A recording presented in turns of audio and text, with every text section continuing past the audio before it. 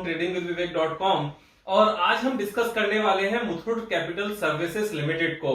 छोटी सी कंपनी है लेकिन मुथूट ग्रुप की कंपनी है। और इसका बिजनेस क्या है, बिजनेस जानने के लिए एक बार इसकी वेबसाइट को एक बार क्लिक करके देख लेते हैं, muthutcap.com। और यहाँ जब हम देखते हैं तो प्रोडक्ट पर जाते हैं और प्रोडक्ट पर जाकर देखते हैं कि इनका टू व्हीलर लोन भी है, यूज कार लोन्स हैं, फिक्स्ड डिपॉजिट्स हैं, सिक्योर्ड बिजनेस लोन है एंड सब ऑर्डिनेटेड डेट्स हैं एंड लॉयल्टी लोन्स हैं। तो बेसिकली ये कंज्यूमर फाइनेंस में है जिसमें व्हीकल लोन सबसे ज्यादा इन्होंने दिखाया हुआ है और 7 लाख कस्टमर्स हैं एंड क्रिसिल की जो रेटिंग है वो ए रेटिंग है। ये इंपॉर्टेंट है। सेकंड एक और चीज जो इंपॉर्टेंट है कि ये सिर्फ और सिर्फ साउथ में नहीं है या वेस्ट में नहीं है, this is available in 20 states and asset under management is 2596 crore. तो ये छोटी बात नहीं है। दूसरी बात है कि ये 1994 से, लेकिन ये ग्रुप की बात होगी ऑफ कोर्स। और अगर कंपनी के साइज की बात करें तो कंपनी के साइज में जाएं तो 639 की एक स्मॉल कैप है। अब अगर कोई एक अच्छी कंपनी स्मॉल कैप में मिल जाए तो आप मान के चलो 20-25 गुना 10 साल में कैसे हो जाती है हमें पता भी नहीं चलता। और उसके रीजंस क्या हैं? उसके रीजंस बड़े सिंपल से हैं कि एक तो यहां पर जो प्लेजिंग परसेंटेज है वो 0 है। डेट टू इक्विटी रेशो की बात करें तो जब हम एनबीएफसी की बात करते हैं तो डेट टू इक्विटी रेशो कम होने की या ज्यादा होने की कोई इंपॉर्टेंस नहीं होती।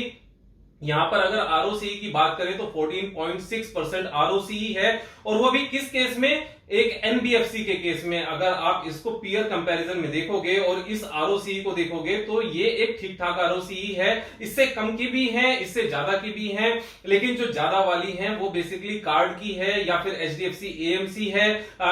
इसमें अगर बजाज फाइनेंस की बात करें तो बजाज फाइनेंस यहां पर थोड़ा सा लीड करता है, लेकिन बजाज होल्डिंग इससे कम की है।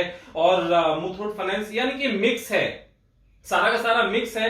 और जो होम लोन देने वाली या हाउसिंग फाइनेंस या फिर कंज्यूमर फाइनेंस या फिर इसमें टू व्हीलर फाइनेंस, अब सबकी अलग अलग परसेंटेज होती है। इसका उससे बहुत ज्यादा लिंक नहीं है, लेकिन अपने आप में जो मैं बात कर रहा हूं ये 12%, 13%, 14%, 14.6% ये अच्छी परसेंटेज है। उसके बाद में अगर हम यहाँ पर ये देखें कि कंपनी का पास्ट ट्रैक रिकॉर्ड अच्छा है जिसमें ये पैसा कमाना जानते हैं, तो इसमें कोई डाउट है ही नहीं, कैसा भी डाउट नहीं है। 17 करोड़ की रेवेन्यू से लेकर जो इन्होंने स्टार्ट किया था 586 करोड़ की रेवेन्यू तक ये पहुंच गए हैं। यानी कि कितने टाइम्स हो गया? 40 टाइम्स रेवेन्यू इनकी ग्रो की है, 40 टाइम्स। और अगर हम इसमें नेट प्रॉफिट की बात करें तो 5 करोड़ के नेट प्रॉफिट से इंक्रीज करते हुए 86 करोड़ के नेट प्रॉफिट तक ये लोग पहुंचे हैं। 16 टाइम्स, ये 17 टाइम्स बेसिकली इनका नेट प्रॉफिट ग्रो हुआ है। तो जहां तक इनकी पास्ट परफॉर्मेंस की बात है उसमें कोई डाउट नहीं है। उसके बाद जो ये मार्च 2020 में थोड़ा सा गैप आया है, वो क्यों आया है? क्योंकि पैंडेमिक आया है और पैंडेमिक के साथ चलते हुए सभी चीजों में इस चीज को देखा गया है। लेकिन वापस से क्या चीजें ठीक होनी शुरू हो रही हैं? Of course across the board means पूरी इंडिया में चीजें ठीक होनी शुरू हो रही हैं। और एक जो सबसे इंपॉर्टेंट पॉइंट है वो क्या है कि इस पैंडेमिक के दौरान भी एक भी इनका क्वार्टर माइनस में नहीं गया है।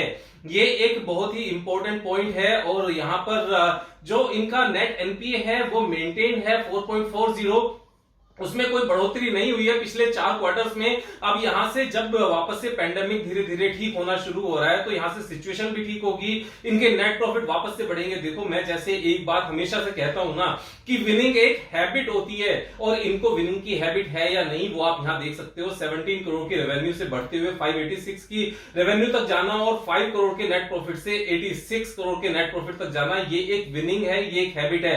अब यहां पर जब ये 86 करोड़ से अगले 10 साल में वापस से ये 1000 करोड़ के नेट प्रॉफिट तक पहुंच जाएंगे, अगर ये सेम रेशो मेंटेन करते हैं तो ओवरऑल कंपनी भी इतने की नहीं है, पूरी कंपनी ही 639 करोड़ की मिल रही है। और आने वाले टाइम में 1000 करोड़ का नेट प्रॉफिट भी अगर सेम परफॉर्मेंस से दिखाते रहे, जो विजिबल है और होनी भी चाहिए, क्योंकि वो ट्रैक रिकॉर्ड है, इनका प्रूवन ट्रैक रिकॉर्ड है। और जो ये इंडस्ट्री है, इस इंडस्ट्री में आने वाले टाइम में बहुत दम है। जैसे जैसे पर कैपिटा इनकम बढ़ती रहेगी ये बिजनेस लगातार बढ़ता रहेगा। अब बात करते हैं तो हमने बिजनेस भी देख लिया, हमने फाइनेंशियल्स भी देख लिया, दोनों चीजों ने कंपनी को पास कर दिया है।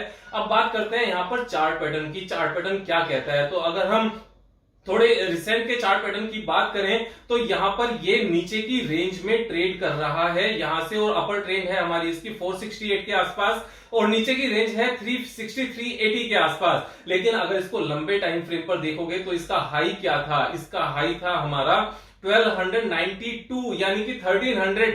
और 1300 अगर हम यहां से ऑल टाइम हाई की एक छोटी सी फिगर ले लें कि यहां से लेकर जाते हुए 240% का यहां से पोटेंशियल गेन है। अब मैं ये कहता हूं कि सिचुएशन को ठीक होते होते अगर यहां से 2 साल भी लग जाते हैं ना और लाइफ टाइम हाई पर ये जाता है तो 240% का यहां से गेन नजर आता है। यानी कि अगर आपने सिर्फ 38,000 भी इस शेयर में लगाए तो वो आपके 1,30,000 हो जाएंगे। यहां से 3.5 गुना आपका वैल्यू हो जाएगा। और मुझे नहीं लगता कि ये सब चीजों को ध्यान में रखते हुए यहां से 2 साल से ज्यादा लगेंगे, क्योंकि मेरी ऑब्जर्वेशन और पास्ट एक्सपीरियंस ये कहता है कि अगर अच्छे ग्रुप की कंपनी जिसका पास्ट ट्रैक रिकॉर्ड अच्छा है और जिसका फ्यूचर अच्छा है और जिसमें आगे बढ़ने का दोबारा से दम है, वो शेयर प्राइस वापस से लाइफ टाइम हाई पर जाता ही है। और वो लाइफ टाइम हाई पर सिर्फ और सिर्फ जाता नहीं है, उसके बाद में वो वहां से भी बहुत ऊपर जाता है। देखो, अगर स्टॉक प्राइस की भी बात करें ना तो स्टॉक प्राइस में परफॉर्मेंस दिखाने का दम है या नहीं, वो आप यहां से भी देख सकते हो कि मई 2016 में जो प्राइस था उसके बाद में अगस्त 2018 में जो प्राइस था, यानी कि 2 इयर्स में 832% का इस कंपनी ने गेन दिखाया था जब ये यहां से इस रेशो से, इस रेंज से निकलकर जब ये प्राइस ऊपर गया था। तो सेम परफॉर्मेंस यहां पर भी आ सकती है। देखो, ये ऑपरेटर के ऊपर डिपेंड करता है। जिस ऑपरेटर ने इसको यहां से लेकर चलना शुरू किया था वो जब इसको यहां से लेकर चलना शुरू करेगा, प्राइस ऐसे ही बढ़ेंगे। और मैं जैसे एक चीज हमेशा से कहता हूं, जैसे इस पृथ्वी पर पत्ता नहीं हिलता ना भगवान के बिना, ऐसे ही ऑपरेटर के बिना कोई स्टॉक नहीं हिलता। स्टॉक मार्केट में इस चीज को हमेशा ध्यान रखना। और जब ये बात समझ में आ जाएगी तो आप ऑपरेटर्स के गेम प्लान को समझकर सारे काम कर रहे होंगे और उस दिन पैसा बनना उतना मुश्किल नहीं होगा जितना मुश्किल आज लगता है। तो मैं तो इसमें बायर हूं, लेकिन जब मैं ये चीज कहता हूं मैं इसमें बायर हूं, उस टाइम पर मैं एक चीज और कहता हूं कि अगर आपको पैसे लगाने हैं तो आप अपने हिसाब से पैसे लगाओगे, मेरे कहने से नहीं लगाओगे। मेरा काम यहां पर आपको सिखाना है, मछली पकड़कर देना नहीं है, मछली पकड़ना सिखाना है। तो कल फिर मिलेंगे एक नए वीडियो के साथ, तब तक मजे करो यार। Thank you so much, have a nice day.